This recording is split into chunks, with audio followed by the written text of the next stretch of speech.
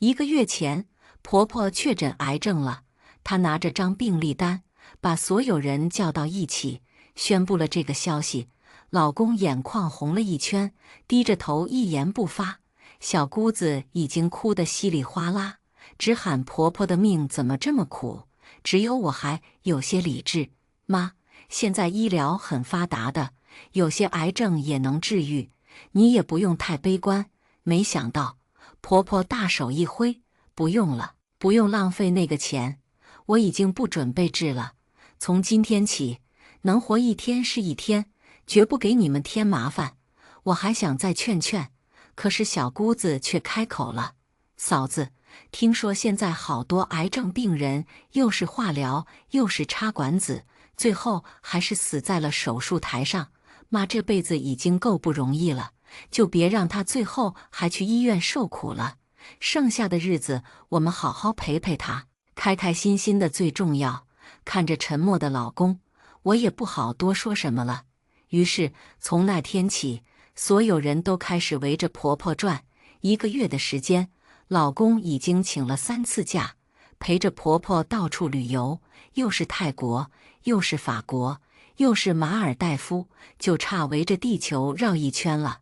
小姑子也是，直接住了下来，说什么都要留在婆婆身边贴身照顾。而我则是主动揽下家里所有的家务，只为了他们能专心陪伴母亲最后一程。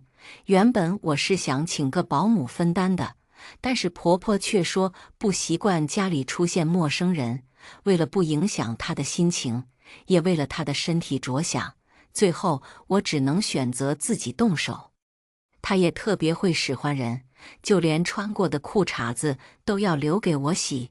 要是稍微表现出一点不情愿，她就会以各种身体不舒服为理由，哭诉自己是个拖累，想着她也活不了多久了。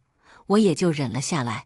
可我没想到，婆婆的癌症居然是假的，她是在利用我的同情心拿捏我，最后操控这个家。我跟老公肖阳是大学同学，那时他单亲家庭，我父母双亡，所以他对我格外照顾一些，生怕我吃不饱，每天雷打不动地喊我一起吃饭，然后把他碗里的肉菜全部夹给我。又或者在班里需要聚餐时，怕我交不出钱难堪，就把我的那份偷偷交了。更别提日常的零食奶茶投喂了。那时我们还没确定关系，我还问他为什么对我这么好，他却羞涩一笑说：我没了爸爸都过得很艰难，你父母双亡一定过得更辛苦吧，所以能多帮一把就多帮一把。最后这个傻小子用自己满腔的善意感动了我，他却不知道我不吃肉菜是因为我在减肥，不去聚餐是不爱吃那家的东西，零食奶茶更是容易发胖，所以我从来不碰。虽然我父母双亡，但是他们却给我留下了巨额遗产，几辈子都花不完，所以过得一点都不辛苦。但是我真的很开心，有人能对我这么好，这么关心我，所以毕业后我就嫁给了他。那时他才知道我根本不缺钱，但是他却不知道我具体有多少钱，只以为我们住的这套房子就是我父母留给我的最大遗产。婚后，肖阳便提出想让婆婆搬过来一起住。露露，我是单亲家庭，我妈辛苦了大半辈子，我不想让她老了以后却孤苦无依。我也失去了父母，其实我比谁都渴望拥有父母的关爱，所以我毫不犹豫就答应了她，却没想到这就是一场噩梦的开始。一开始，婆婆还表现得很大度，直到这天，她看到肖阳在帮我洗内裤，才彻底破防了。肖阳，你怎么在洗陈露的内裤？快给我放下！妈，露露是我老婆，我不给她洗给谁洗？肖阳满脸无所谓，婆婆却一副恨铁不成钢的样子。你是男人，给女人洗内裤会倒霉的，在我们那边会被人说闲话的。这时我恰好从厕所出来，将他们的对话听了个正着。擦了擦手，我笑着搭话：妈，我们这不是不在老家吗？在我们这边只知道听老婆话会发达。我和肖阳相视一笑，默契十足。婆婆气得说不出话，却也没有办法，因为我和肖阳始终都是一句话：家庭是需要夫妻双方共同维护的，家务也是需要夫妻双方共同承担的。见我们态度如此坚决，本以为他会就此罢休，却没想到他又暗戳戳指点起我的日常穿着。露露啊，你这裙子这么短能行吗？吊带外面不再穿点什么吗？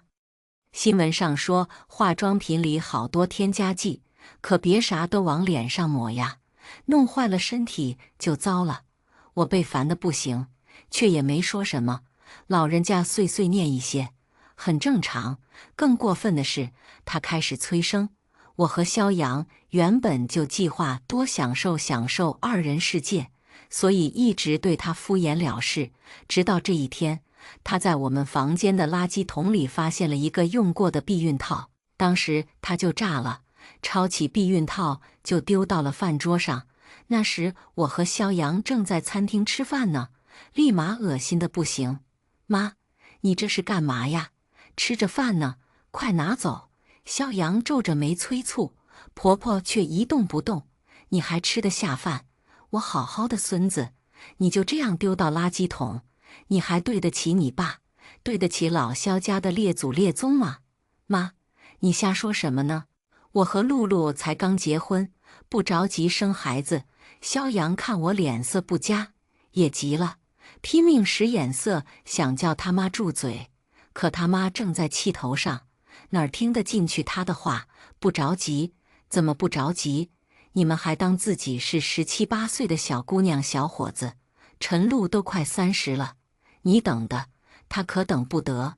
平时劝他注意身体也不听，穿那么短的裙子，用那么多化妆品，这身体能好吗？我大孙子啥时候才能怀上？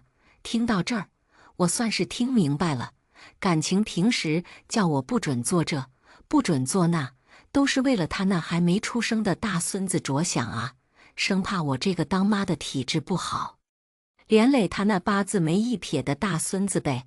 我皱了皱眉，想开口劝他回老家，但是转念一想，这样的话肖阳一定会记恨上我。于是我放下筷子，不紧不慢道：妈，你这可就冤枉我了。肖阳不仅年纪比我大2岁，还经常喝酒应酬，这样生下来的孩子能健康吗？我家奇葩亲戚众多，打太极这一招我玩得得心应手，现在生不出健康的孩子是他儿子的错，我看他还有什么话说。果然，婆婆被我一噎，自知理亏，最后只能梗着脖子丢下一句：从明天开始，我会监督你们养成健康的生活作息，直到生出大孙子为止。从那天起，婆婆开始全面接管我们的生活，每天早上5点，她就会把我们叫醒，催我们下楼运动1小时，再回去吃早饭上班。晚上9点就得准时上床睡觉，手机是不允许看的，说这样影响造人质量。天知道，有时候我工作都没处理完，他就要把手机收走了。我平时闲得没事，就在附近公司找了个清闲的文员工作，倒是无所谓。关键是肖阳受不了了，先不说每天早上5点起床，害得他一整天都在公司打瞌睡，影响工作质量。再就是每天晚上9点就收手机，他老板找不到他，气得第2天把他痛骂了一顿。更别提平时应酬不许喝酒，吃饭不许外卖，空调不许乱吹了。不出1周，肖阳就被他折磨得精疲力尽了，主动找到他妈，让他搬去小姑子那儿住2天。一听这话，婆婆哭哭啼啼地说儿子就是白眼狼，娶了媳妇忘了娘。但是奈何肖阳态度坚决，硬是没松口，婆婆就这样背着包袱走了。我以为我终于可以过几天清静日子了，却没想到，不过半个月时间，婆婆就带着小姑子杀了回来，还带回了婆婆确诊癌症的消息，利用我的同情心和善心，将我骗得团团转。只是不知道萧阳是否知情，他在这场骗局里又扮演着什么角色。晚上，萧阳终于下班回家了。饭桌上，我再次提起想带婆婆去医院检查身体的事。妈，我同事有个亲戚是顶级医院的肿瘤专家，号特别难挂，要不我再约个时间带您去看看。一听这话，小姑子放下筷子，不高兴了。嫂子，妈都说了好多次了，不愿意去医院受罪，你这不成心添堵吗？那专家都说了，保持一个良好的心态很重要。本来在我的陪伴下，妈都快忘了这事儿了，你却非要提起来。行了，萧阳沉了脸色，打断小姑子，露露也是为了妈好，你怎么跟你嫂子说话呢？行行行，就你老婆最好，就你老婆是宝，我和妈都是草。小姑子语调阴阳怪气，有些不服气。我赶紧打圆场，小云说的也没错，病人保持一个良好的心态确实很重要。不过话说回来，妈这脸色确实看着越来越好了，这病该不会是医院误诊了吧？我半玩笑半认真地说着。此话一出，小姑子和婆婆全都变了脸色，我的眼神却紧紧盯着萧阳，想看看他会是什么表情。这时，婆婆却嗷的一声嚎了起来：“要真是误诊就好了，这样我老婆子就能多活几天。要是能让我看上大孙子最后一眼，那我死都瞑目了。”婆婆边说边抹起泪来，我翻了个白眼，又是这一套。自从她确诊癌症后，除了把所有的家务都丢我，还哭着喊着要见孙子最后一面，否则对不起萧阳爸爸，对不起萧家列祖列宗。就连萧阳都不忍心，明里暗里跟我提了好几次要孩子的事。我还想说些什么，这时萧阳却一拍桌子：“行了，我看妈你这精气神确实不像生病的人。明天我还是亲自带你去医院再检查检查吧。”看着萧阳这副无愧于心的态度，我在心里暗暗怀疑，难道我真的误会他了？真相没有让我等太久，趁我下楼扔垃圾的时候，我把备用手机塞在了沙发缝隙里，听见了他们的对话。萧阳，你刚才为什么要答应陈露？难道明天你真打算带我去医院检查呀？怎么会呢？妈，萧阳的声音充满了浓浓的无奈。我不这么说，露露能罢休吗？你放心，明天我亲自带你去，再找个理由把她留在家里。到时候结果如何，还不是你说了算。就算她跟医生认识，但是病人的病情属于病人的隐私，医生无权透露给其他人，除非这个医生不想干了。小姑子也满嘴不在乎的样子。可是，妈，你这病还得装多久啊？万一露露知道后……萧阳的声音有些犹豫，婆婆却炸了，声音里都是恨铁不成钢。这有什么？我不这么说，她能乖乖留在家里照顾我吗？哪家的媳妇不用伺候公婆，生儿育女的？我告诉你，你给我快点把孙子怀上，到时候他看到这么可爱的孩子，说不定还会感谢我们呢。哥，你看你那个老婆，整天打扮得花枝招展的，跑到外面抛头露面，一点都没有女人的样子。我可告诉你，我上次都看到她跟小区门口的包子铺老板勾勾搭搭的，我站在楼下，听得只想笑。萧云连造黄谣都没搞清楚对象，包子铺那个老板分明是个创业女大学生，只不过人家剪了短发，又整天做包子，烟熏火燎的没时间打扮。而我只不过是跟他聊过几句天，买过几次包子，居然就成了勾勾搭搭。不过现在我也知道了，原来他们闹这一出，就是为了逼我就范，乖乖在家伺候他们一大家子。我本以为我跟萧阳一条心，却没想到背地里他还是选择跟他们一起欺骗我。果然，当他是既得利益者时，我的处境根本不重要。只是既然他选择了欺骗，那么就别怪我无情。我倒要看看，我这婆婆的病能装多久。第二天，萧阳果然还是带回了婆婆确诊癌症的消息。老婆，妈这病是好不了了。她现在唯一的心愿就是想早点抱上孙子。我们那妈还剩下多久时间？我低下头假装哽咽，打断了萧阳的话。他的表情瞬间有些尴尬，语气结结巴巴。这个，医生说，要是保持好心情的话，也许可以多活几年。太好了！我抬起头，装作一脸兴奋。老公，你放心，我一定帮妈好好调养身体。不是，我们现在备孕才是头等大事啊！什么不是？难道你不想妈能健健康康的多活几年吗？当然想了。萧阳点点头，明显有些敷衍。我却好像丝毫没有发觉般，拍了拍胸脯，那就交给我吧。第二天早上4点，我就去把婆婆叫醒。妈，起床了。抗癌计划从今天开始，我们要养成健康的生活习惯，争取多活几年。看着孩子出生，陪着孩子长大，婆婆原本还有些不情愿，但是一听孩子2个字，立马眼神放光，爬了起来，来不及思考，就被我拖下楼跑了10公里。回来以后累得气喘吁吁，还不能躺下，又被我带着做了半小时帕梅拉。一套下来，婆婆已经累得虚脱了。小姑子从房间出来，看到浑身大汗的婆婆，瞬间火冒3丈。陈露，你想谋杀呀？你看把我妈累成什么样了。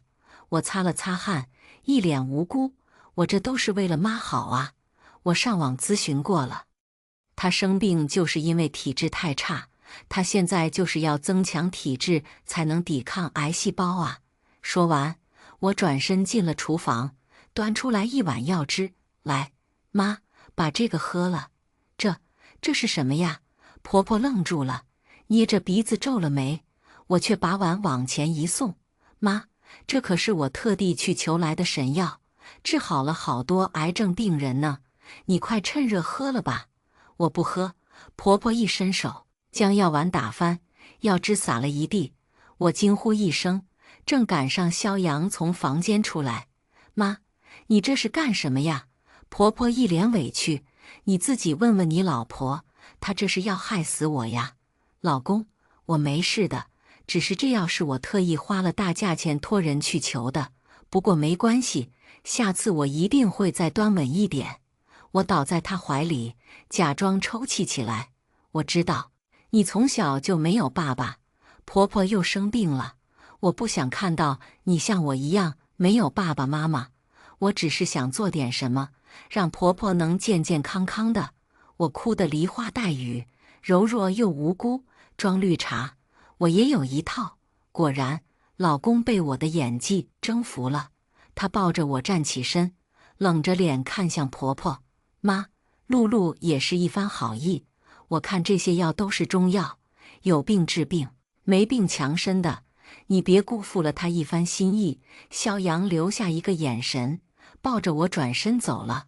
我看着婆婆和小姑子相视不语的眼神，笑了，跟我斗，这才刚开始呢。中午到了吃饭的点，婆婆刚坐下，我就把她的碗收走了。这下婆婆彻底拉下脸了。陈露，你什么意思？妈，你别生气啊，我做的这些都是油腻食物，你生病了，还是要忌口一些，保持健康的饮食。说着，我端出一盘子无油无盐的水煮菜。来，妈，这是我特意给你做的营养餐。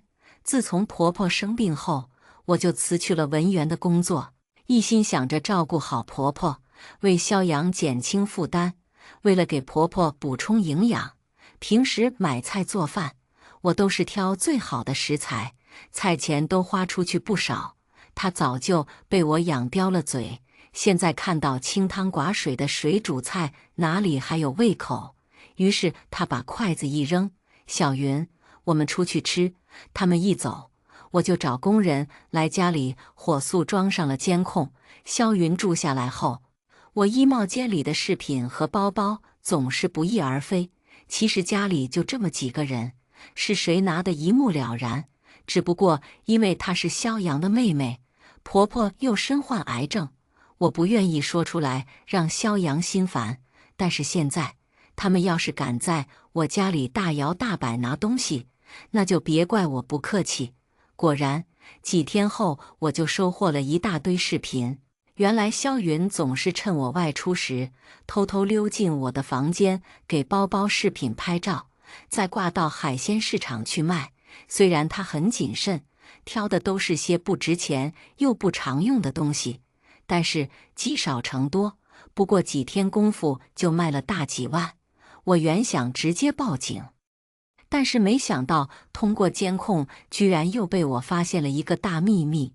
原来这肖云不仅把我骗了，还打着他妈患病的旗号上老家，向亲戚朋友那儿借了一大圈钱。不仅如此，他还通过一些不规范的平台，把他妈的假病历单贴了上去筹集善款。而他拿到的所有钱，居然都拿去打赏某网络平台的男主播了。看着他看直播时如痴如醉的样子，我的心里暗暗有个计划，过几天就是婆婆的生日了。这次我要在所有人面前撕破婆婆和小姑子的真面目。原本婆婆是不准备办寿宴的，因为只是56岁生日，并不是什么重要岁数。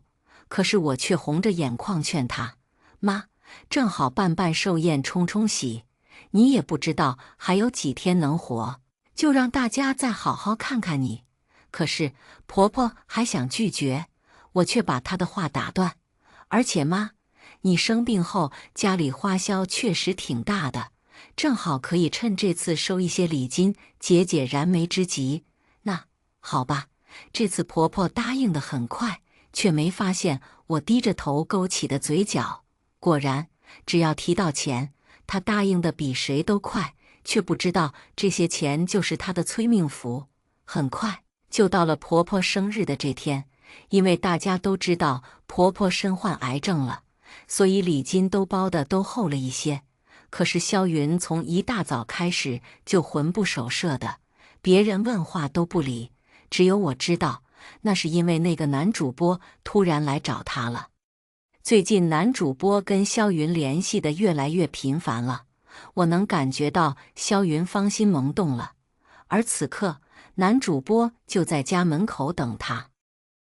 他能置之不理吗？于是他握紧手机，找到了我。这会儿寿宴刚刚开场，大家都忙得一团乱，他却捂着脑袋，一副难受的样子。嫂子，我可能是昨晚着凉了，头疼得很，麻烦你在妈身边多费心一些。我想先回家休息休息。正如我所料，她今天原本就好好打扮了一番，大家又全都在酒店忙，家里空无一人，正好可以偷偷去跟男主播幽会。所以在我点头后，她便迫不及待地离开了。而我看着她急匆匆的背影，笑了。很快，我就以担心肖云为由，说要回家一趟。有些吃得快的亲戚已经站起来，说要跟我一起去。最后就连婆婆和肖阳都有些放心不下，招呼着亲戚们一起回去了。而当我们一打开门，就目睹了一场肖云和男主播翻云覆雨的好戏。小云，你在干什么？婆婆气得差点蹦起来。而肖阳则是一脸面色铁青，不知廉耻，居然还跑到家里来乱搞。你立马给我收拾好自己，滚出来！亲戚们都面露尴尬，只有我笑着打圆场。老公，你就别说小云了，她谈恋爱了是好事啊，要是两人合适的话，干脆就把日子定下来。肖阳面色缓和了一些，我却看着男主播的脸，像是想起来什么似的。只是他的脸好面熟啊，好像在哪里见过。姑姑，我知道他是个主播，专门在网上骗财骗色。一旁的小侄子突然插话，指了指男主播。一听这话，萧云不高兴了：“你不要乱说，他就是我男朋友，主播只是他的工作。”我才没胡说，他的老婆都出来爆料了。就在半小时前，小侄子掏出手机，随手点开某平台热搜，什么他有老婆？这下轮到萧云傻眼了，他也没想到自己爱上的是个人渣。你这个骗子，你为什么要骗我？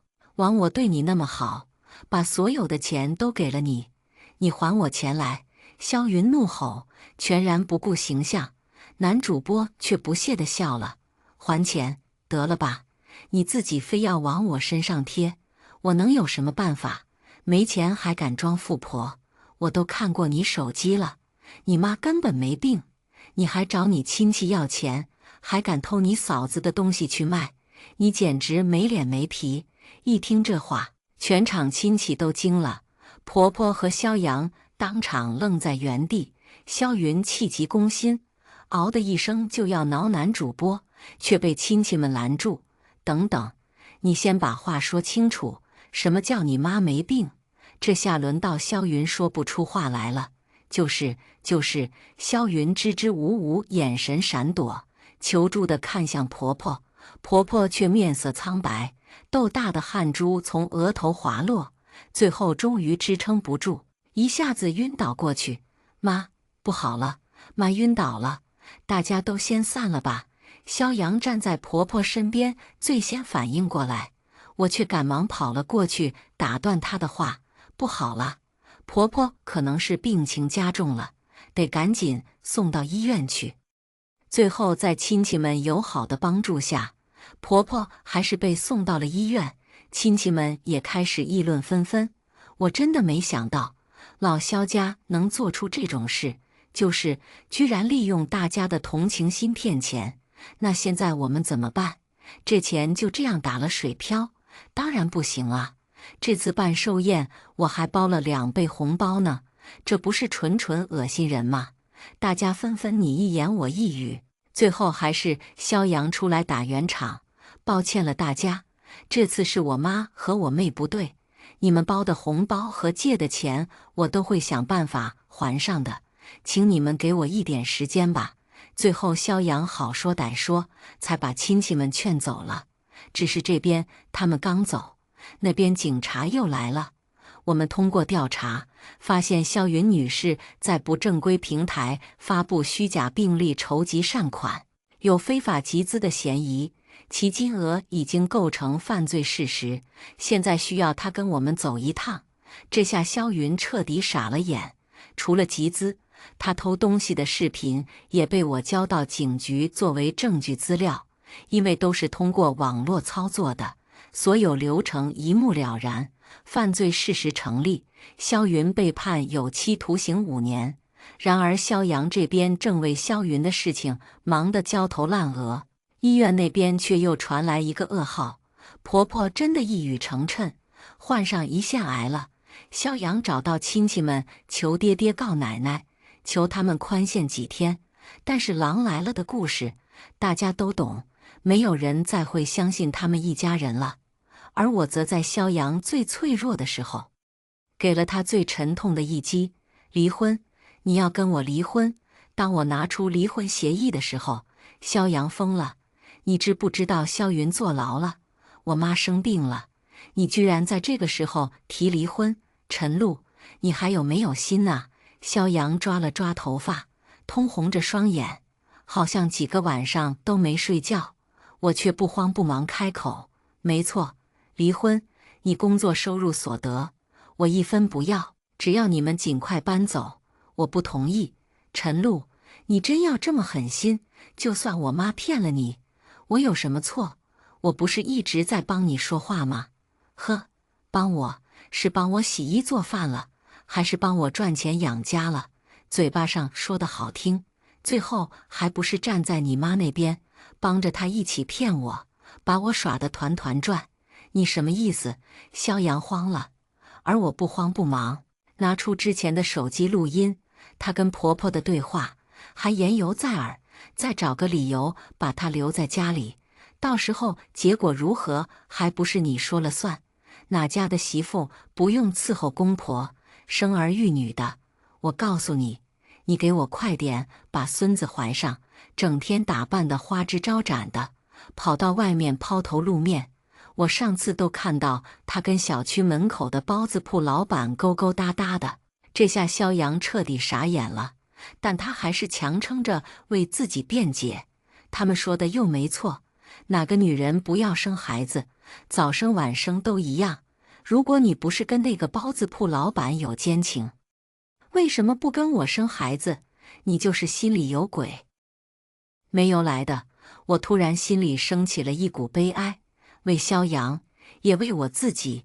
萧阳太自卑了，父亲的缺失让他永远对别人抱有恶意，哪怕是我，他也会以最大的恶意揣测，所以他才会轻而易举地被婆婆和小姑子说服，妄图把我困在家里，永远地留住我。而我只恨自己没有及早发现他的真面目，一个自私自利、两面三刀的凤凰男。我猛地站起身，把离婚协议甩到了他脸上。我告诉你，你的婚姻是你自己亲手毁掉的，哪怕你去包子铺看看都会知道，老板根本就是个女人。可是你没有，你的自卑让你失去判断。什么？怎么会？萧阳不可置信地瞪大双眼，捧着离婚协议看了半天，最终痛哭流涕，颤抖地拉住了我的手。对不起，露露，我真的不知道，都是我妈他们说的。我只是太害怕失去你了，才会失去理智的。我们不是一直很恩爱吗？我们还像从前一样好不好？闭嘴！我却把他的手一甩，看都不想再看他一眼。这个婚你不离也得离，我会请最好的离婚律师跟你打官司。我爸妈留给我的钱，几辈子都花不完。我根本不担心会对我有任何影响，而你和你妈妈的病，你耗得起吗？萧阳最终还是同意跟我离婚了，他带着所有的东西，狼狈地滚出了我家。值得庆幸的是，我一直保持初心，没有怀孕，所以省去了中间很多麻烦。因为我由始至终清楚地知道，女性的子宫只能女性做主。所以当我还没准备好时，我绝不会因为别人的话而改变。但是如果此时我只是一个身无分文的宝妈呢？那么也许我会低头，我会忍让，我会变成他们手中的工具。很庆幸，父母给我留下了巨大的财富，让我永远有说不的权利。后来听说萧阳把工作也辞了，带着他妈回了乡下。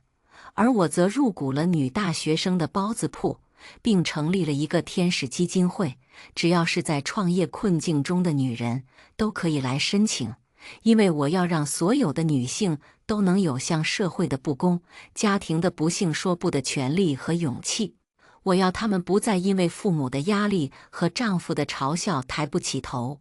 我要打破这困境，我要女性永远为自己而活。